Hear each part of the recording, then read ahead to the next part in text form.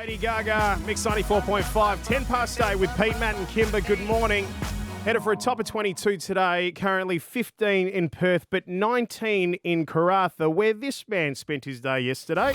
He's the 31st Prime Minister that won't stay in one spot for too long. And one thing we do know, he always packs with him a bag of chicken twisties. Oh, chicken. It's Prime Minister Anthony Albanese. Good morning to you, Mr. Albanese. Welcome to the studio. Good morning. Great to be here. Beautiful day here in Perth. It's lovely. Isn't it right? Yeah. It's always good weather. We like to turn it on. Don't tell too many people. We like that we're a little bit distant from everybody else. It stops. We don't just let everybody in. We don't. No. We don't. I got a visa to get in though.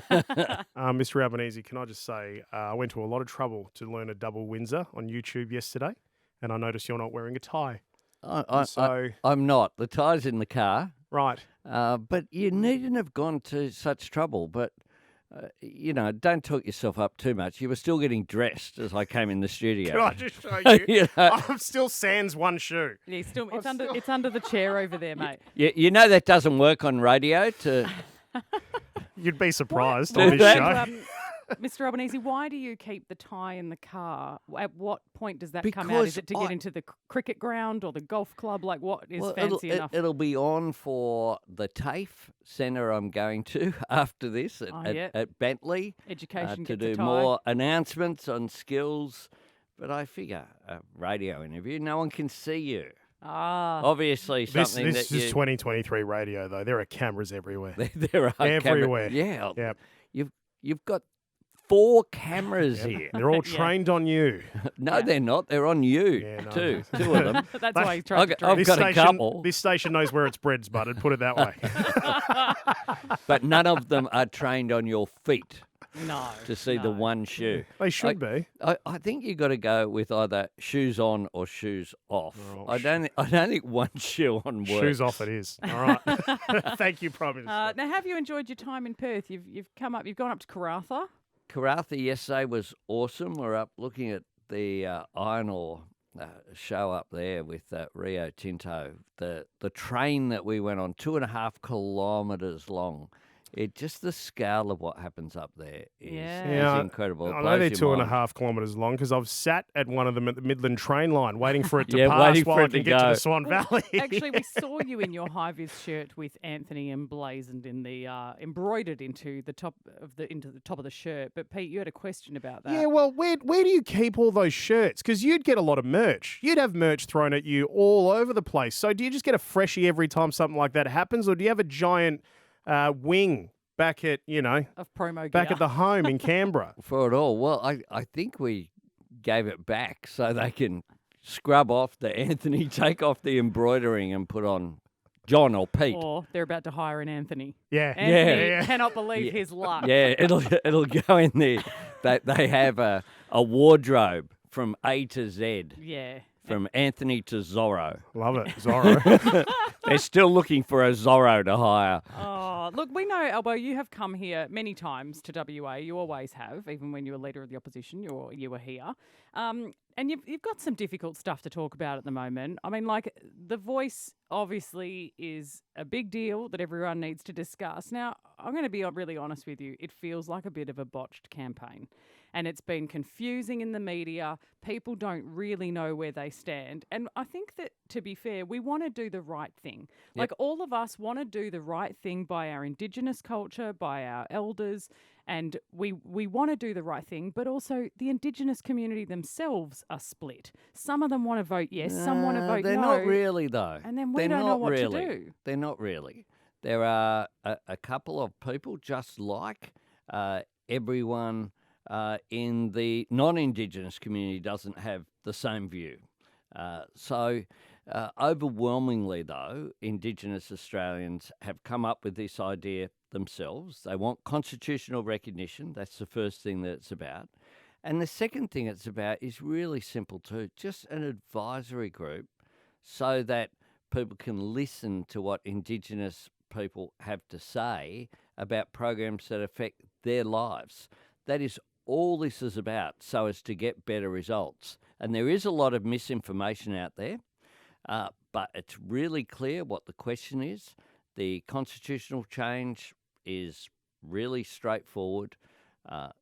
Recognition, listening through a voice in order to get better results. It won't change the way that Parliament functions. It won't have a right of veto.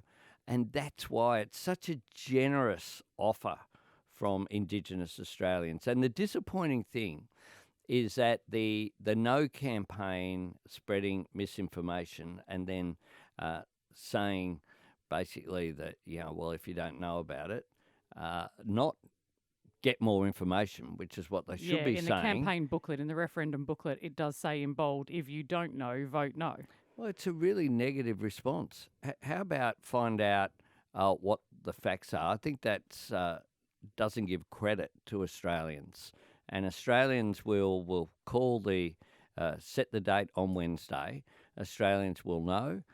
But it really is very, very straightforward. And people should look at the constitutional change which is there in recognition of Aboriginal and Torres Strait Islander peoples. That's the first peoples of Australia. That's the recognition bit. And then it just says there shall be a body. It may give advice on matters affecting Indigenous people. And thirdly, the Parliament will determine the structure and functions and composition of this advisory body, the voice. That is all that is before the Australian people. And it would be tragic if we lost the opportunity. It'll be like, remember with the apology to stolen generations, it was like, no, we can't apologise because there'll be all these consequences. Mm-hmm. There weren't. Marriage equality, we couldn't have marriage equality because it had ruined straight marriages and it will change everyone's lives. It didn't. Mm-hmm. This is about just giving a bit of respect to what is 3% of the population, so an upside for them with no downside for anyone else. So just quickly, and we'll have to go to a break just really quickly, Mr. Albanese, but why not just do it then? If that's the case, why can't we just do it? Because to change the Constitution, Australians have to vote for it. And every other former colony in the world has done this, has recognised its first peoples. Canada did it last century. New Zealand did it in the 19th century. Everyone has done it except for Australia. We're the standout. And that's why one of the things that I say is, if not now, when? Like, when are we going to get around to acknowledging that when Captain Cook came in 1770 and when Captain Phillip came in 1788 in the First Fleet into Sydney Harbour, that wasn't when Australia began. We have at least 60,000 years of history that we can be really proud of. And we do celebrate Indigenous Australians. And that's why it's important that we do take this opportunity. I suppose that's the importance of education as well, right? We were all educated on a white man's story, essentially, and that is now in recent years, people are going, well, hang on, we weren't getting the full story, and so now that has changed the way people... Yeah, and it's just like at the beginning of the AFL Grand Final, there'll be recognition, the Matildas games, every one of the games... There was a welcome to country, and it was fantastic. It was unifying moments like that. And this is a chance for national unity. Mr. Albanese, are you happy to hang around for a moment? Absolutely. It's 20 past 8. We'll check your roads. How much effort you've gone I know, I've gone That's to all right. this How effort, how could I not? I've brought out the gourmet twisties and everything. So, hang there. We're currently with the Prime Minister, Mr. Anthony Albanese, who's been kind enough to stay with us and give us a little bit more of your time while you're here in Perth. Thank you very much. My pleasure. How could I resist your elegance of your dress there with the tie and the full bit? You've gone to such an effort. Not the first time I've heard that, Prime Minister. Thank you very much. You're like a gazelle. Chameleon, one would say, actually. Not a gazelle, a chameleon. Well, I might take me tie off. But at least now you've got your shoes off. Yeah. No, I'll put my shoes back on because I have a serious question for you. Oh, okay. Look out. And Here we go. I've even written it out. It's that serious a question. It's good. But cost of living at the moment is rough for a lot of people, particularly a lot of people listening to this station. Now, I get free market economy. As a society, we've benefited very well from that. But right now, when you've got people deciding between things like paying rent and buying groceries or fueling their car, and then you hear things like Woolies, Coles and Qantas posting the profits they're posting at the moment, it's a very hard pill to swallow. So what do you make of something like that? Do you think it's wrong? Do you think that's just the way things are? Or is there even a way to solve this issue and sort of hand something back to the country through these corporations to ease the burden on people out there? Well, people are doing it tough, and what the government's doing is doing what we can to put downward pressure on inflation to deal with cost of living. So we're doing three things. One is relief. So 1.2 million families are benefiting from cheaper childcare. We put in cheaper medicines on January 1, and cheaper medicines further come in on September 1, where you'll be able to get 60-day dispensing rather than 30-day. We've got a plan to increase housing supply, which is a major factor in people's rents going up. We've got fee-free TAFE. After this, I'm going to Bentley TAFE, and we'll be announcing there that we've exceeded the 19,000 fee-free places that we allocated for WA this year, and another 300,000 allocated nationally from next year, but that is making a big difference. So we're doing that. Second thing we're doing is to bank the surplus. So we turned a $78 billion deficit under the former government into a $20 billion around about. We haven't got the final figures yet, surplus. So that takes pressure off inflation. And the third thing we're doing is things like National Reconstruction Fund, so support for new industries as well as support for skills, so as to deal with those issues that are putting pressure on costs going up as well. But this is their choice, like week to week. Like they're all great things. There's some incentives there. There's some things to work towards with education and stuff. But week to week, I mean, a $1.62 billion profit for Woolworths. The shareholders are laughing all the way to their second yachts, and other people can't get cereal for their kids. I mean, it's a significant issue. Do we need a government supermarket? Like, what? Something's got to stop these people. And I dare say people in the government have probably got a bunch of Wesfarmers shares. Yeah, well, I don't have any shares, but it's good to hear. It is never held a share because of course of those issues. But I recognise people are doing it tough, and I think that people are responding through competition where they have to shop around for bargains. I get that, and you can't though just wave a magic wand and nationalise the retail industry. We can. I mean, we could create the government supermarket. We can call it Albo's.